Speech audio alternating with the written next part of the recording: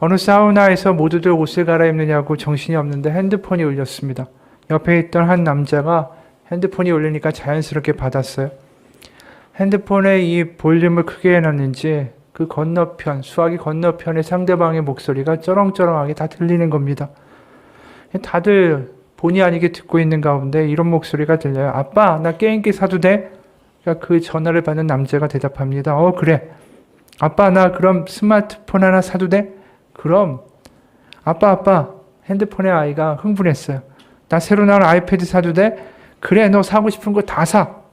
아이가 사고 싶다라는 것을 다 사라고 말하니 배포 큰 남자가 전화를 딱 끊고는 주변을 두리번 거리면서 말했습니다. 이 핸드폰 주인 누구요? 생판 모르는 사람이니까, 생판 모르는 관계니까, 남이니까 아이의 소원 다 들어주겠다라고 말하는 거죠. 우리 자식이라면 원하는 거 다 들어주는 게 옳은 게 아니다라는 것을 우리는 다 알고 있습니다. 하나님과 우리의 관계도 마찬가지죠. 하나님도 우리가 원한다고 해서 다 들어주시지는 않습니다. 하나님은 내 기준에 보기에 필요하다라는 것을 주시는 게 아니라 하나님 보시기에 내게 필요한 것을 주신다라는 것이죠. 그렇다면 우리 한번 생각해 봅시다. 만약에 하나님이 나에게 뭐를 주시면 좋겠다. 내가 아이처럼 마치 아빠에게 조르는 것처럼 하나님께 달라고 뭔가를 기도한다면 지금 뭘 기도하게 될까요? 돈일 수도 있고요. 건강일 수도 있고 지금에 닥친 문제 해결일 수도 있습니다. 취업일 수도 있고 승진일 수도 있고 학교 진학이나 아니면 하고 있는 일이 잘 풀리거나 수주가 잘 되기 또 살 거처가 마련되기를 이런 기도할 수 있겠죠. 물론 그 중에는 하나님이 보시기에 우리에게 필요한 것도 있을 거고 또 필요치 않은 것 우리가 구할 때도 있을 것입니다. 물론 하나님께 우리의 먹을 것과 또 우리의 건강과 살 것을 위해서 기도하는 것은 당연하고 마땅하겠죠. 또 그런 간구에 응답하사 불쌍한 자녀들을 먹이시는 것도 하나님의 마음이시고 실제로 우리가 오병이어의 떡 5덩이와 물고기 2마리로 정말 어렵고 힘들고 정말 지쳐있는 백성들을 먹이셨던 아버지 하나님의 마음을 우리가 그 사건을 통해서도 보게 되죠. 근데 우리가 점점 보다 보면 우리의 살 것, 먹을 것, 굶주린 것에 대해서 기도하기보다는 점점 우리의 기도의 내용들이 세상이 변하면서 달라지고 있는 것 같아요. 우리 부모님 세대에서는 정말 잠을 못 자더라도 밤을 꼬박 새더라도 밤새 기도원에 가서 문제 때문에 기도하기도 했고 또 그 기도 가운데 하나님이 놀랍게 응답하셨다라는 간증을 우리가 많이 듣곤 했었습니다. 근데 대부분의 그 기도를 우리가 되돌이켜보면 하나님 저는 아무 배운 것도 없고 가진 것도 없고 어떻게 살아야 할지 어떻게 아이들을 길러야 될지 모르겠습니다. 하나님 먹을 게 없습니다. 아이들이 배고파합니다. 하나님 불쌍히 여겨달라고. 정말 그런 간절하고 먹을 게 없어서 힘들어서 살 걱정 때문에 기도했던 날들이 많았던 것 같아요. 근데 요새 가만히 보면 우리 하는 기도의 내용들이 그런 기도는 좀 없죠. 먹을 거 없다고 달라고 하는 기도가 아니라 무엇을 먹을까, 뭘 사 먹으면 더 좋을까 고민을 하고요. 돈과 능력이 없어서 자녀 양육, 재물할 수 없습니다. 하나님께서 키워달라고 기도하는 게 아니라 그냥 학원에 선택해서 맡기고 말죠. 점점 우리의 기도의 내용은 우리의 생존과 먹을 것과 살 문제에 대한 아주 긴박한 하나님께 대한 매달림보다는 점점 우리의 내용이 달라지고 있어요. 기도의 내용이. 우리가 원하는 게 달라지고 있다는 거죠. 매슬로우라는 사회학자가 인간의 욕구에는 5단계가 있다고 말했습니다. 맨 처음에 생리적 욕구, 안전의 욕구가 있다고 말을 해요. 먹고 사는 게 채워져야 된다는 거죠. 그런데 그 문제가 해결되면 사람은 거기에 머물러 있지 않는다라는 것입니다. 그 다음에 애정과 소속의 욕구가 생기고 그 다음에 누군가에게 인정받고 싶다라는 존중의 욕구가 생기고 그 다음에 자아 실현의 욕구가 생긴다라고 주장을 해요. 그러니까 우리가 사는 세상이 점점 그 단계 위로 올라가고 있는 것 같습니다. 그러다 보니까 우리가 바라는 소원들이 대부분 보면 나도 남들처럼 좀 살고 인정받고 돈 좀 벌어가지고 안락하고 무시당하지 않고 아쉬운 것 없는 삶을 살기를 우리가 다 원하는 거죠. 한마디로 우리의 소원을 가만히 들여다보면 다른 사람들이 사는 것만큼 살고 인정받고 사는 것처럼 나도 인정받고 살고 싶다. 그게 우리들의 대부분의 소원인 것 같습니다. 생각해보면 하나님이 꼭 그런 기도에 응답하셔야만 할까? 과거에 먹고 사는 문제에 대해서는 그 아버지가 너무나도 불쌍하기 때문에 응답하실 수밖에 없다라고 한다면 우리가 저 사람 가진 거 나도 갖게 해달라고 하는 기도에 하나님은 반드시 응답하셔야만 할까라는 생각이 들어요. 이미 말한 대로 하나님은 내 기준에 필요한 것을 주시는 게 아니라 하나님 보시기에 내게 필요한 것을 주셔야만 하기 때문입니다. 그러다 보니까 뭔가 하나님하고 핀트가 안 맞죠. 내가 원하는 거 하나님 안 주니까. 내가 하나님 앞에 기도하고 예배했는데도 응답이 없으니까 실망하고 하나님한테 삐지는 일들도 점점 많아지는 것 같아요. 근데 우리가 한번 여기서 생각해 보기 원합니다. 우리가 도대체 하나님한테 무엇을 정말 구하고 있습니까? 남들이 원하는 것을 나도 갖게 해달라고 구하는 것은 아닐까요? 타인의 욕망이 나의 욕망이 되고 있는 것은 아닐까라는 말입니다. 제가 중학교에 막 입학했을 때 그때 나이키하고 프로스펙스, 아식스 이런 브랜드들이 막 유행하기 시작했어요. 아이들의 소원이 저런 옷이나 신발 하나 신고 입는 게 소원이었습니다. 그러니까 그 당시에 살기 어렵던 부모님들이 뭘 줬냐 하면 프로스펙트, 아디도스, 나이코, 영문 스펠링 하나 빠진 거, 바뀐 거 이런 거 많이 줬죠. 지금 생각해보면 아이들이 왜 그런 브랜드를 갖고 싶었는가, 왜 간절히 그렇게 원했는가, 이유는 분명하죠. 다른 친구들이 가졌으니까 나도 갖고 싶은 거예요. 남의 욕망이 나의 욕망이 되는 거죠. 어른이 되어도 그렇게 달라지는 것 같지는 않습니다. 요즘 보면 사람들이 다 똑같은 걸 소망하고 다 똑같은 걸 욕망하고 그 길로 달려가기가 바쁜 것 같아요. 다 의대나 좋은 대학 가기를, 또 서울에 집을 사기를, 또 피부 관리 잘해서 젊어 보이기를, 능력 있는 사람으로 인정받기를, 그런 것들을 소원하면서 마구 달려가는데 나의 목숨을 다 걸고 거기에다가 냅다 달려가고 있는 우리의 모습을 하나님 보실 때 그것이 하나님 보시기에 좋은 걸까요? 악성 유방암 3기로 갑자기 어느 여자 변호사가 판정을 받았어요. 그리고 항암 치료를 하는데 이런 글을 썼습니다. 오전 6시 반 암병원 2층 주사실에서 피검사 등록을 할 수 있는 키오스크가 켜진다. 그럼 아침에 일찍 가서 등록을 하고 7시에 체열이 끝나면 병원 앞에 있는 요가 수련원에서 1시간 수련을 하고 다시 병원으로 돌아와 이름이 불려지는 순간까지 일하다가 컴퓨터를 손에 들고 진료실에 들어간다. 3분 남짓한 진료실에서의 진료를 마치면 한층 불이 나게 내려가 항암 주사실에 접수를 하고 병원 구석에 있는 몇 개 안 남은 콘센트를 찾아 컴퓨터를 연결시켜 4시간 동안 일을 한다. 오후 5시가 되면 서울역으로 가서 울산 집에 도착하면 밤 11시경 그렇게 매주를 반복했다. 내 성격상 휴직하고 집에서 가만히 있는 시간이 더 견디기 힘들 것 같아 계속 풀타임으로 일을 했고 아직도 누구에게는 나는 도움이 될 수 있다라는 느낌, 나는 쓰임새가 있다라는 인간이라는 생각이 나를 항암에서 견딜 수 있게 해주었다. 이분의 삶을 보면서 그런 생각이 들었어요. 정말 악성 3기라는데 생사가 갈리는 순간인데도 일에 매달리고 있는 이 여인의 모습을 보면서 왜 이렇게 살아야만 할까? 왜냐하면 그 일이 자신이고 자신이 결국 일이기 때문이죠. 일을 하지 못하는 자신은, 능력 없는 자신은 쓸모가 없는 인간이라고 믿고 있는 믿음이 그 가운데 분명하게 있기 때문이에요. 왜 이렇게 생각하게 됐을까? 그런 집단에 속해서 살았으니까. 경쟁이 치열한 집단에서 또 법대에서 로펌에서 남들에게 뒤처지지 않고 능력을 보일 수 있어야만 자신은 가치 있는 사람이다라는 믿음을 가지고 산 거죠. 근데 생각해 보세요. 이분이 없어도 회사는 잘 돌아갈 거예요. 그리고 이분이 병 때문에 퇴사한다 해도 처음에는 안 됐다 하겠죠. 좀 지나고 나면 다 잊혀질 거예요. 이분의 존재도. 엉뚱한 곳에 자신의 모든 것을 퍼붓고 달려가고 있는 이 여인을 보면서 하나님은 어떻게 생각을 하실까? 이 여인뿐이 아니라 우리의 삶도 마찬가지예요. 하나님이 보시기에는 막다른 골목으로 열심히 달려가고 있고 낭떠러지로 달려가고 있는 우리의 모습을 보면서 하나님은 뭐라고 하실까? 우리는 우리의 인생을 도대체 뭐에다가 퍼붓고 있습니까? 우리의 인생이 100년, 만년, 1000년 살 게 아니잖아요. 어느 순간에 끝이 날 텐데 그 인생의 시간들을 다 어디다가 퍼붓고 있는가라는 것이죠. 우리도 어느 순간에 다른 사람들한테 인정받고 무시당하지 않는 게 내 삶의 이유가 되고 있는 것은 아닌가. 남들도 부러워하고 그래서 나도 나 이런 나야라고 자랑할 수 있는 모습이 되고 싶어하는 것은 아닌가.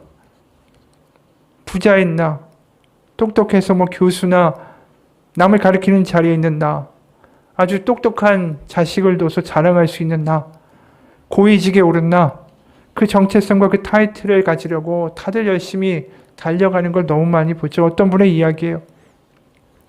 사업으로 큰 부를 이룬 집안에서 자란 그는 자신도 반드시 성공하리라고 다짐했다. 사업 성공 여부가 곧 그의 정체성이었다. 사업에서 성공해야만 자신이 가치 있는 사람임을 입증해 줄 것 같았다. 성공에 대한 열망이 매일 그를 잠자리에서 일으켜 아침부터 종일 뛰어다니게 만드는 원동력이었다. 그는 무엇보다 자신이 누구이며 무엇을 위해 태어났는지를 알고 있었다.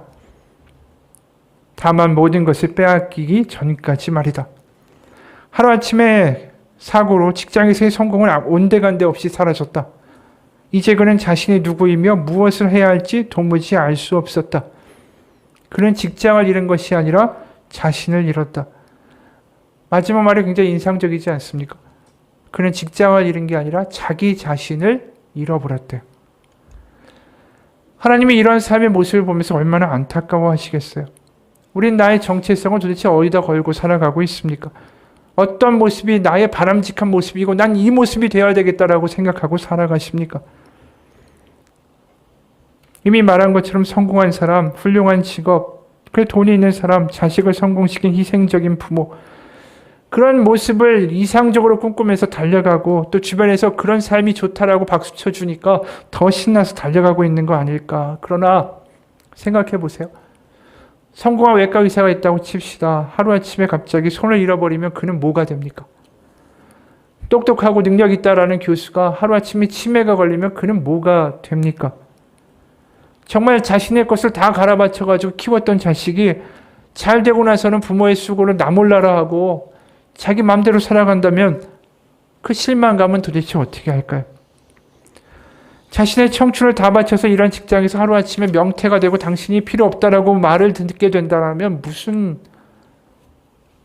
뭐가 남겠습니까? 이럴 때 자신의 인생은 하루아침에 붕괴돼 버리는 거죠. 자신의 인생이 다 헛것처럼 느껴지는 순간이 갑자기 닥쳐오는 거죠. 정체성이 흔들거리고. 물론 이 말이 세상 가운데 잘 되고 좋은 직업이나 좋은 자리에 가는 게 나쁘다라고 말하는 게 결코 아닙니다. 문제는 뭐냐면 그게 다라고 믿고 살아가는 게 문제라는 거죠. 다른 말로 하나님보다 그게 더 위에 있고 나의 모든 것을 걸고 내가 갈아바쳐서 얻고 싶은 것이 있다라면 그것 자체가 바로 우상이다라는 거죠. 실제로 우상은 우리에게 늘 약속합니다. 네가 나를 위해서 모든 걸 바치고 희생하면 남들이 부러워하는 것을 내가 주겠다라고. 그리고 그렇게 사는 게 인생 아니냐고. 한마디로 우상은 우리 가운데 거짓 정체성을 부여하겠다라고 말합니다. 한순간에 무너질 수 있는 거짓 정체성을. 그리고 그게 너의 인생의 의미라고 우리 가운데 속삭이죠. 하나님은 우리가 세상 가운데 있는 어떤 직업이나 다른 어떤 것에 우리의 모든 것을 걸고 그것이 나의 근거라고 의미라고 살아가기를 원치 않으십니다. 하나님은 대신에 우리가 하나님의 백성으로 그분의 자녀라는 죽음도 흔들 수 없는 빼앗을 수 없는 분명한 정체성을 소유하기를 원하시죠. 그러니까 내가 하나님의 자녀라는 사실이 내가 세상 가운데 교수고 의사고 그 어떤 높은 자리에 있는 것보다 제일 첫 번째 정체성으로 우리 가운데 소유되기를 원하신다라는 것입니다. 그러니까 하나님의 자녀라는 사실이 내가 성공하고 좋은 대학에 가고 좋은 직장을 다니고 돈을 많이 버는 어떤 그 정체성보다 더 기쁘고 감격되기를 하나님이 원하신다는 뜻이에요. 그러니까 우리가 아무리 하나님 가운데 가짜 정체성을 얻기 위하여 하나님 저 우상을 달라라고 기도할 때에 하나님은 오히려 반응하시지 않고 우리 가운데 분명하게 이런 말씀을 하시죠. 넌 나의 자녀고 내 아들이고 내 딸이란다. 바로 그것을 먼저 우리 가운데 분명하게 소유하고 살아가기를 원하신다라는 것입니다. 예수님도 마찬가지였죠. 예수님이 3년의 공생애를 시작하실 때 3년 시작하시자마자 이제 고생이 시작이 되는 것 아닙니까? 바리새인과 서기관들과 종교, 경제 지도자들이 다 예수님을 눈의 가시처럼 여기죠. 비방하고 저주하고 어떻게 하면 저자를 죽일 수 있을까? 온갖 술책과 모략을 꾸미기 시작합니다. 굉장히 힘든 3년의 기간이었어요. 그런데 예수님이 그 사역을 시작하실 때 제일 첫 번째 겪은 일이 뭔지 아십니까? 그게 마가복음 1장 10절 11절이에요. 세례 요한의 세례를 받으실 때 이런 일이 있었습니다. 곧 물에서 올라오실 때 하늘의 갈라짐과 성령의 비둘기같이 자기에게 내려오심을 보시더니 하늘로부터 소리가 나기를 너는 내 사랑하는 아들이라 내가 너를 기뻐하노라 하시니라. 분명히 하늘에서 들리는 하나님의 성령의 음성이 뭐냐 하면 너는 내 사랑하는 아들이고 내가 너를 기뻐한다라는 거예요. 이게 바로 예수님의 분명한 정체성을 확인시켜주는 하나님의 말씀이죠. 바로 그 말씀이 예수님 가운데 있었기 때문에 그 말씀의 힘으로 그 정체성으로 세상의 조롱과 유혹과 비하를 이겨내신 것이 아닌가라는 생각이 들어요. 실제로 예수님이 살아가시면서 동네 사람들이 이렇게 예수님을 비하했죠. 이 사람이 마리아의 아들 목수가 아니냐. 다 아버지의 이름으로 불리죠. 요셉의 아들, 요나의 아들. 근데 엄마의 이름을 붙여서 마리아의 아들 목수다. 이거 한마디로 비하하면서 이야기한 겁니다. 바로 근본 없는 노가다가 아니냐라고 이야기한 거죠. 바리새인들은 예수님을 가리켜서 바알세불의 부하, 귀신 우두머리의 수아라고 불렀고 십자가에선 더했죠. 예수님께 침을 뱉고 모욕하고 네가 그리스도면 너 자신을 구해보라라고 조롱을 했죠. 수많은 사람들의 공격과 이야기 가운데도 그 모든 순간들을 이길 힘이 어디에 있었을까? 세상에 뭐라고 해도 너는 내 사랑하는 아들이라 내가 너를 기뻐하노라. 이 음성이 예수님을 지켜준 것이 아니었을까요? 전에도 여러 번 한 이야기입니다. 나는 백화점 쇼윈도 안에 있고 밖에 지나가는 사람들이 그 유리창에 유성 매직으로 글을 쓰고 간다. 너는 게으른 놈이고 멍청하고 넌 바보고 넌 비호감이야. 넌 쓸모가 없고 너 없는 게 낫고 네가 사는 꼬락서니를 봐라. 이런 글씨를 쓰고 나는 그 유리창을 통해서 세상을 바라본다. 그리고 난 다른 사람들이 그 유리창에 글을 쓰는 것을 내 힘으로는 막을 수가 없다. 그러나 바깥은 몰라도 유리창 안쪽은 나의 책임이다. 나는 유리창 안에 하나님이 새롭게 큰 글씨를 쓰시도록 늘 기도한다. 그리고 하나님은 선명하게 그곳에 그분의 말씀을 써주신다. 너는 도로 찾은 딸이고 내 아들이다. 그리고 난 너를 정말 사랑한다. 네 부모가 널 버렸을지라도 난 너를 결코 잊지 아니할 것이다. 라고. 분명한 우리 삶 가운데 내가 누구인지에 대한 정체성이 존재할 때에 세상의 말이 나에게 상처가 되지 않습니다. 내가 너무나도 쉽게 무너지고 너무 쉽게 상처받고 쉽게 분노하고 쉽게 아파하는 것은 내가 누구인지가 분명하지 않기 때문이에요. 다른 사람들이 그런 말을 하는 것 자체가 문제가 아니에요. 내가 누군지에 대한 것이 분명하지 않기 때문에 내가 더 쉽게 아파하는 것이 문제라는 것이죠. 오늘 본문에도 분명히 하나님의 그런 의미가 드러나요. 그런 마음이 드러납니다. 얼핏 보기에 출애굽하고 애굽을 탈출한 이스라엘 백성들이 시내산에서 성막을 지었다. 이런 간단한 내용으로밖에 보이지 않을 수도 있습니다. 그런데 생각해보면 이집트를 탈출한 지 이제 2개월밖에 안 지났어요. 근데 시내산에 도착하자마자 하나님이 뭐라고 하시냐면 성막을 굳이 만들라고 하시는 거예요. 그리고 내가 그 성막에 거하며 너희들과 함께 이 광야를 걸어가 주겠다라고 말씀하시죠. 근데 생각해보면 왜 그렇게 급하게 성막을 만들라고 하실까? 하나님이 거처할 곳이 없어서 나 거처할 곳이 없으니까 만들어라고 하시는 걸까요? 그거 아니죠. 이사야 66장 1절에서 이런 말씀합니다. 하늘은 나의 보좌요 땅은 나의 발 받침대다. 그러니 너희가 어떻게 내가 살 집을 짓겠으며 어느 곳에다가 나를 쉬게 하겠느냐. 하나님이 분명히 거할 곳이 없어서 이것을 만들라고 급히 말씀하시는 것은 아니라는 것이죠. 게다가 천지를 만드신 하나님이다, 여호와다라고 하면 최소한 만들려고 하면 그 이름에 걸맞게 좀 더 웅대하고 근사한 신전, 성전을 만든 것이 이게 이름에 걸맞는 거 아닙니까? 실제로 이집트의 태양신의 신전이 얼마나 큰 규모인지 모릅니다. 그러니까 이런 운반하는 어떤 장막이나 이동식 성막이 아니라 이스라엘 민족이 가나안에 들어가서 대리석과 백향목을 가지고 정말 근사한 번쩍번쩍거리는 그런 신전, 성전을 짓게 하실 수도 있지 않았을까라는 생각이 들어요. 지금 생각해보면 노예로 막 탈출한 이 이스라엘 백성들이 가진 물질이 있어봤자 얼마나 되겠어요. 게다가 광야에서 무슨 고귀한 재료를 구할 수가 있겠습니까? 게다가 이동을 해야 되는 거 아니에요? 이동을 해야 하니까 이 성막 자체의 규모를 크게 만들 수가 없습니다. 게다가 접었다 폈다 해야 되니까 돌이나 딱딱한 것으로 만들 수도 없어요. 다 천이나 가죽으로만 만들어야 됩니다. 그럼 결론은 뻔하죠. 초라하고 별 볼 일 없는 성막에 하나님이 거하겠다고 굳이 만들라고 하시는 거예요. 이건 왕이 자신의 궁전이 아니라 거지의 장막에 들어가서 살겠다라고 말하는 것과 다를 바가 없는 겁니다. 왜 이렇게 성막을 빨리 만들라고 하실까? 오늘 본문에서 바로 그 이유가 나오죠. 오늘 본문 3절에서 6절을 보면 백성들 중에서 이 성막을 만들기 위해서 드리지 않은 자가 없었다라고 말을 합니다. 다 자발적으로 들었다라고 이야기해요. 3절에서 5절이에요. 백성이 아침마다 지원하는 예물을 연하여 가져왔으므로 5절 모세에게 말하여 이르되 백성이 너무 많이 가져오므로 여호와께서 명령하신 일에 쓰기에 남음이 있나이다. 그리고 6절에는 이런 말씀을 합니다.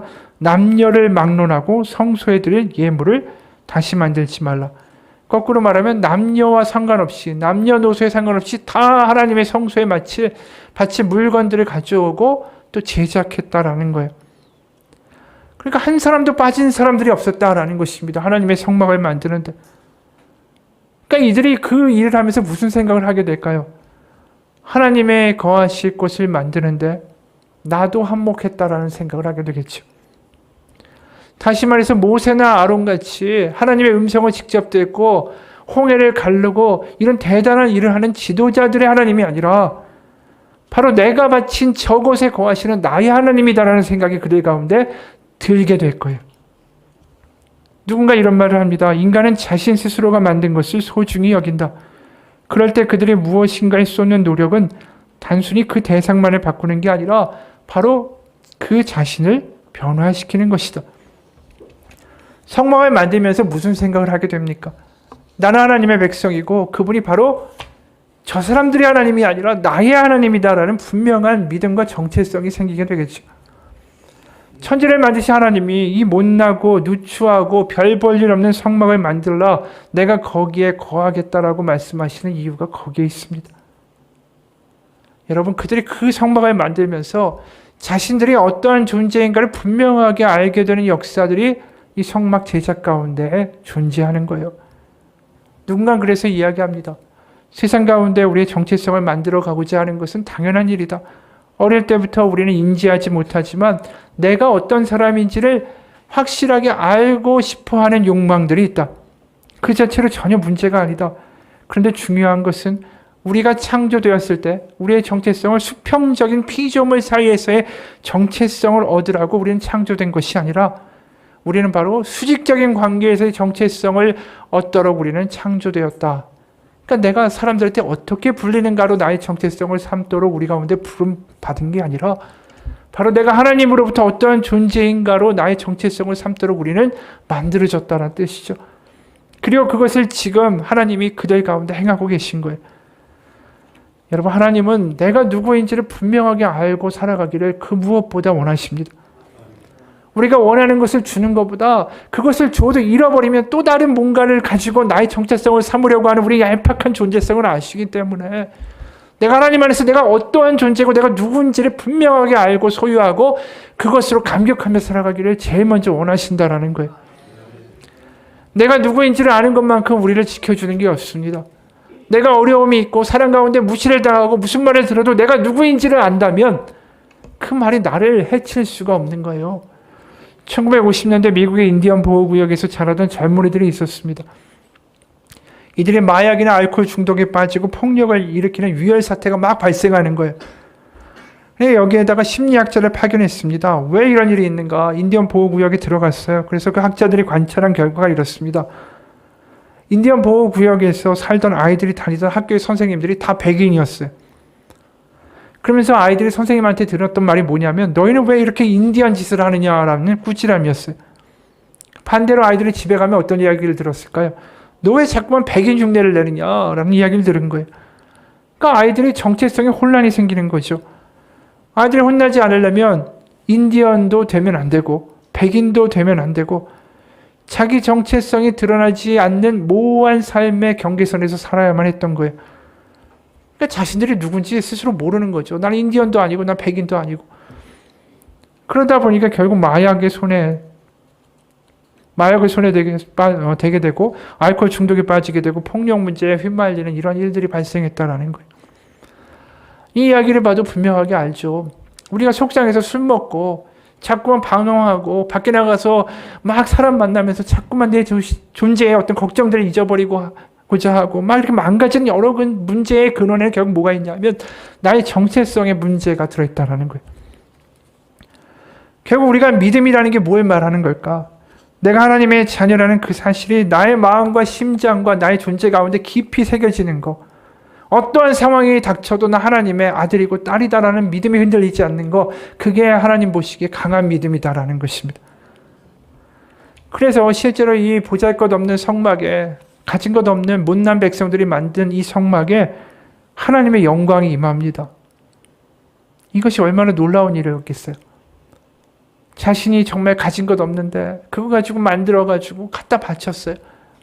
그 내가 만든 별것도 아닌 것에 하나님의 영광이 임하는 그 장면이 이 백성들 가운데 얼마나 감격이었고 그게 자신에게 주는 메시지가 있었겠어요. 바로 나의 하나님이 저기 계신다. 내가 바친 저곳에 하나님이 계신다. 나와 함께 하신다는 분명한 감격이 있는 거죠. 출애굽기 40장에 34절부터 38절 세 번역에 이렇게 기록합니다. 그때 구름이 회막을 덮고 주님의 영광이 성막에 가득 찼다. 모세는 회막에 구름이 머물고 주님의 영광이 성막에 가득 찼으므로 거기에 들어갈 수 없었다. 이스라엘 자손은 구름이 성막에서 거치면 진을 거두어 가지고 떠났다. 그러나 구름이 거치지 않으면 거칠 때까지 떠나지 않았다. 그들의 길을 가는 동안에 낮에는 주님의 구름이 성막 위에 있고 밤에는 구름 가운데 불이 있어서 이스라엘 온 자손의 눈앞을 밝혀 주었다. 이야기는 뭐예요? 성막이 완공됐을 뿐 아니라 주야로 갈 때마다 성막에 임재하신 하나님의 영광과 하나님의 함께하심을 그들이 눈으로 보았다라는 거죠. 자신들이 만든 그 누추한 내가 바친 저 초라한 성막에 하나님이 거하신다. 그러면서 이스라엘 백성이 기억하기를 원하신 거예요. 내가 너의 하나님이라고.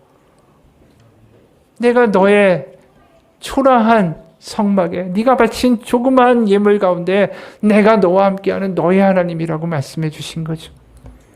여러분, 노예 출신의 별 볼 일 없는 이들이 만든 이 성막 가운데 거하시면서 그들이 누구인지를 알기 원하셨던 하나님이 은혜 아닙니까? 그 모습이 구약에만 나올까요? 아니죠. 구약에 성막이 있었다면 신약에는 뭐가 있습니까? 교회가 있죠. 교회 역시 이스라엘 민족처럼 별 볼 일 없는 사람들, 바로 가진 것 없는 사람들을 통해서 시작됐어요. 예수님의 12 제자들 중에 뭔가 배우고 학식 있고 재산 많았던 사람들이 있습니까? 없습니다. 세리였고 어부였고 열심당원이었고 그 당시 세상에서 멸시받았고 손가락질 받았고 가진 것 없고 배운 거 없는 사람들이었어요. 그리고 고린도전서 1장 26절에 이런 말씀도 있습니다. 형제들아 너희를 부르심을 보라. 육체를 따라 지혜로운 자가 많지 아니하며 능한 자가 많지 아니하며 문벌 좋은 자가 많지 아니하도다. 한마디로 세상 가운데 별 볼 일 없는 사람들을 모으셔서 하나님이 이 땅에 교회를 만드셨다라는 거죠. 그리고 교회를 그들이 만들어 갈 때 뭐라고 말씀하냐면 에베소서 2장 21절 22절이에요. 그의 안에서 건물마다 서로 연결하여 주 안에서 성전이 되어 가고 너희도 성령 안에서 하나님이 거하실 처소가 되기 위하여 그리스도 예수 안에서 함께 지어져 가느니라. 구약의 성막을 별 볼 일 없는 백성들의 손에 의하여 만드신 것처럼 여전히 겁 많고 두려움 많고 흔들거리고 변덕도 많은 우리 연약함을 통하여 하나님의 성전을 지어가신다라고 말씀해요. 여러분, 우리가 이 모여있는 자리가 다들 우리가 잘나고 뛰어나고 부자고 다 건강하고 이렇지 않지 않습니까? 우리 다 부족하고 연약하고 그리고 겁 많고 두려움도 많고 모자라요. 그런데 하나님이 교회를 이 자리에 세우시고 이 안에 거하시겠다라고 말씀하시는 거예요. 우리를 통하여 나의 거처를 만들겠다고 말씀하시는 거예요. 이 못나고 부족한 우리 가운데 거해주겠다라고 말씀하시는 거예요. 왜 그럴까요? 내가 누군지를 알고 살아가기 원하시기 때문이에요. 여러분, 이곳에서 우리는 내가 얼만큼 잘났던, 내가 얼만큼 가졌던, 내가 얼만큼 뛰어난 사람이건 그거 중요하지 않습니다. 반대로 내가 얼마나 못났건, 내가 얼만큼 부족하건, 내가 못 배웠던, 내가 건강하지 않던 다 상관없어요. 여기서는 다 하나만 중요합니다. 뭘까요? 나 하나님의 자녀라는 사실이. 하나님이 교회 가운데 예배를 가운데 허락하시는 것은 뭐냐 하면 이 자리에서 내가 하나님의 자녀라는 분명한 확신과 감격과 믿음을 소유하게 하시기 위해서입니다. 이곳에 성령님이 운행하시면서 우리 가운데 분명하게 알기 원하시는 원하시는 것은 내가 하나님의 자녀로 세상을 살아가고 하나님의 자녀로 서로를 격려하며 이 땅에서의 살아가는 의미를 얻어가는 것입니다. 그게 우리가 여기 모인 이유예요. 와서 내가 남들만큼 살게 해달라고 소원 빌려고 모인 게 아니라 하나님이 나의 아버지가 되시고 내가 그분의 자녀라는 분명한 확신과 하나님의 음성 듣기 위하여 이 자리에 모인 것입니다. 로마서 8장 14절 16절에 이런 말씀합니다. 우리 하나님의 영으로 인도함을 받는 사람과 하나님의 아들이라. 너희는 다시 무소하는 종의 영을 받지 아니하고 양자의 영을 받았으므로 우리가 아빠 아버지라고 부르짖느니라. 성령의 친히 우리의 영과 더불어 우리가 하나님의 자녀인 것을 증언하신다라고 말씀해요.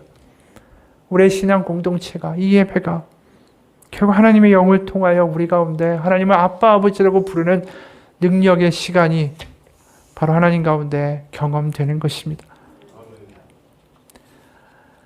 한 이야기로 마치죠. 아밀라라는 한 미국의 여성의 이야기예요.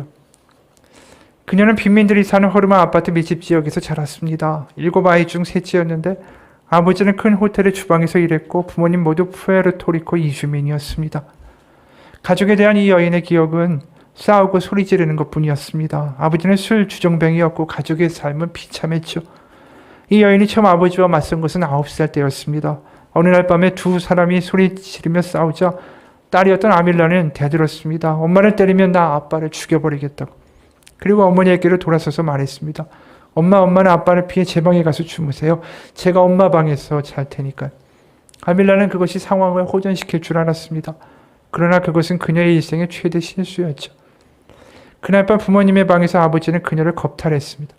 그녀가 겨우 4학년 때였습니다.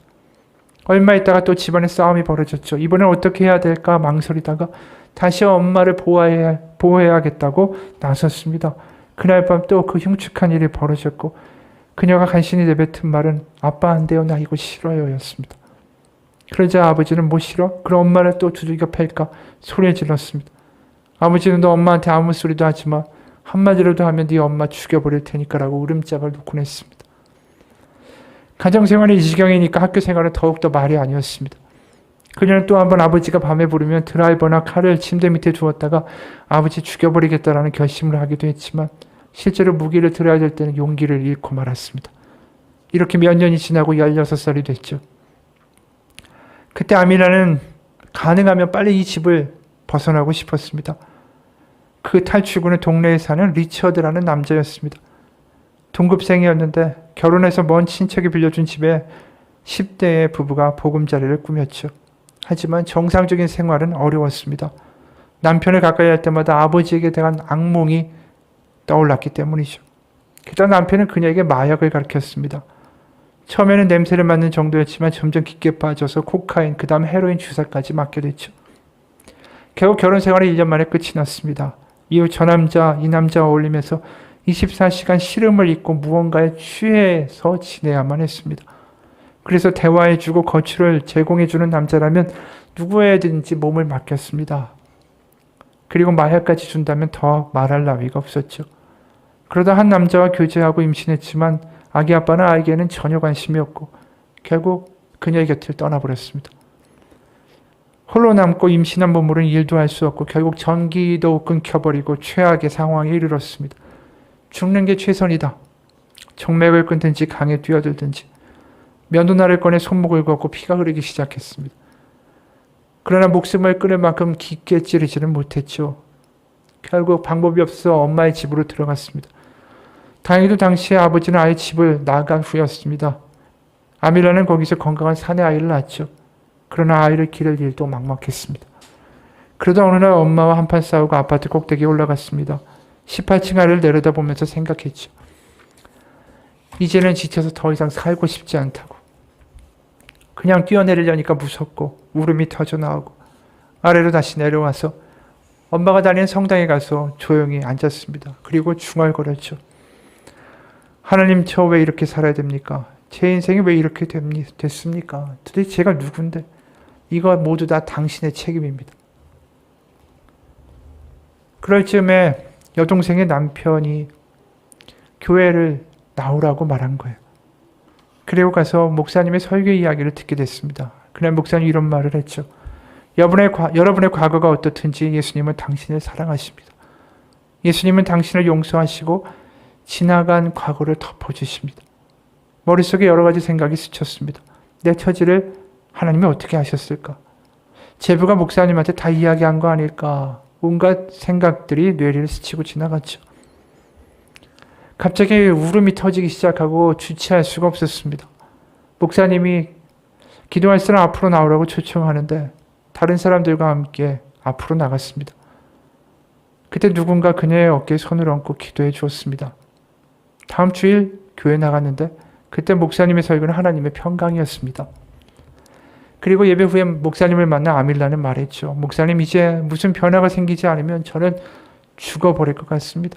솔직히 여기 앉아 있으면서도 저는 제 자신이 더럽게만 느껴집니다. 이런 이야기를 다 이야기해야 될지도 모르겠네요. 목사님은 이 여인 불쌍하게 바라보고 마음이 너무 아팠죠. 그녀의 눈길은 마치 이제 다음은요, 전 살아날 길이 없나요? 저를 그냥 교회에서도 쫓아버리고 싶으신 건가요? 아니면 하고 묻는 것 같았대요. 목사님이 이렇게 말했습니다. 아밀라, 이제 기도회가 시작됩니다. 들어가서 하나님께 능력 베풀어 달라고 기도합시다. 주님께서, 예수님은 당신을 분명히 깨끗하게 하시고 당신을 변화시켜 주실 수 있습니다. 당신 하나님의 딸이기 때문입니다. 오늘 하나님이 당신을 이곳에 부르신 이유는 그 진흙탕에서 건지시고 갈 길을 보여주시기 위해서입니다. 온 회중이 당신을 위해 같이 기도할 겁니다. 목사님은 그 기도에 나가서 마이크를 잡고 오늘 특별히 하나님이 한 사람을 보내셨다라고 말하고 다 같이 기도하자라고 이야기했어요. 그리고 이렇게 예배가 끝나고 아밀라는 집에 돌아가 아들을 돌보고 있는 어머니에게 외쳤죠. 엄마, 오늘 밤 무슨 일이 있었는지 아세요? 제 마음을 예수님께 드렸고 저는 구원받았어요. 그분이 나를 깨끗이 씻으셨어요. 저는 이제 바뀌었어요. 그녀의 말에 어머니는 아무 말도 하지 못했어요. 근데 희한한 건 그날 밤 난생 처음으로 잘 잤습니다. 자신이 깨끗하다라는 게 믿어졌어요. 예수님이 그렇게 해주신 거죠. 악몽도 사라지고 마약의 의존도 스스로 자학하는 것도 낙심도 다 사라졌어요. 그리고 제자훈련반에 들어가서 하나님의 말씀을 배우기 시작했습니다. 그러고 나타난 변화는 정말 놀라웠어요. 취직을 하고 성가대에 들어갔고 교회가 한 장소를 빌려서 성가대에 연주회를 크게 열었을 때 성가대에서 찬양을 하는 그녀의 모습이 있었습니다. 갈보리 십자가에 흐르는 보혈, 정결케 하는 능력이 있도다. 그 보혈에 구원의 능력이 있도다. 성가대가 노래하는 순간에 대형 스크린에 이 아밀라의 과거의 사진들이 하나하나 비춰졌습니다. 죄로 인해 무너졌던 그 공고했던 삶의 단면들이 화면에 비치고 또 비춰지고, 그리고 맨 마지막에 비춰진 건 바로 그 성가대에서 찬양하고 있는 아름다운 여인의 모습이었어요. 그 아밀라라는 여성을 보면서 6천 명의 관중이 다 울먹였죠. 그리고 결국 몇 년 지나지 않아서 치과병원에서 근무하는 교회의 한 남성을 알게 되고 사랑했고 결혼했고 그 가정에 하나님은 한 아이를 주셨죠. 여러분, 이 여인의 이야기를 보면서 무슨 생각이 드십니까? 이 여인의 평생의 질문이 있었겠죠. 나는 누구인가? 나는 어떤 존재인가? 난 이렇게 태어나서 아파하고 고통당하고 무시당하고 학대당하다가 죽어야만 하는 존재인가? 그 질문에 하나님은 분명히 답해주고 싶으셨던 거예요. 여러분, 우리도 우리의 질문이 있을 거예요.